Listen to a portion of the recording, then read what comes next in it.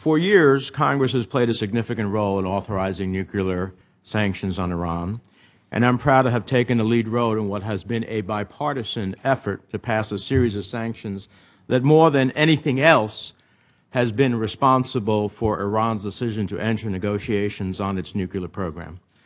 Now, the legislation that Senator Kirk and I have drafted would signal to the Iranian regime that there will be more consequences if they choose not to reach a final deal.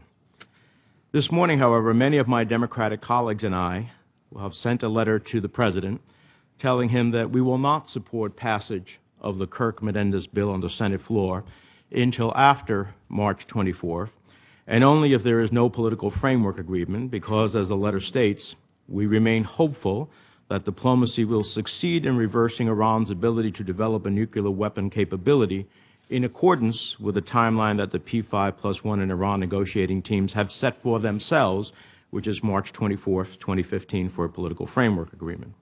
But we also say in this letter that we remain deeply skeptical that Iran is committed to making the concessions required to demonstrate to the world that its nuclear program is exclusively peaceful by March 24th. The fact is that negotiators are now in their 18th month of talking, and senior administration officials continue to forecast the chance of reaching an agreement at less than 50-50. Iran is procrastinating because the longer the negotiations last, the further the P5 moves in their direction.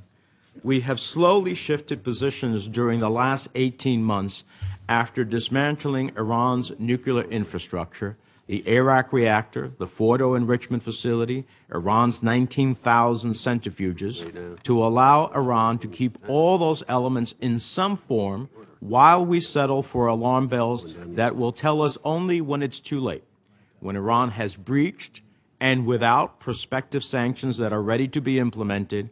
Our only option may very well be what some of my friends are worried about, either a military one or accepting Iran as a nuclear weapon state. Neither are desirable.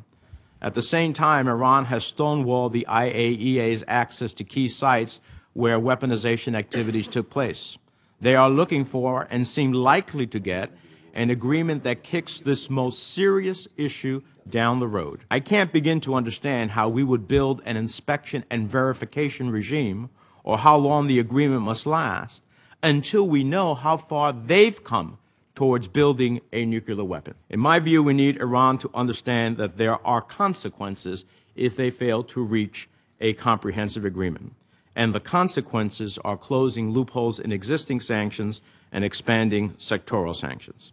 At the end of the day, Iran must make up its mind about what is more important, its nuclear weapons program or the welfare of its people.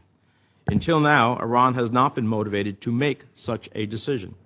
In my view, a strong bipartisan bill that outlines the consequences of failure could be the motivator that Iranian leaders need to make the hard decisions. And what I will not submit to is having the aspirations that we had in North Korea, which ended up not turning into the aspirations we desired, but turning up into North Korea being a nuclear weapons state, for which we are paying enormously today.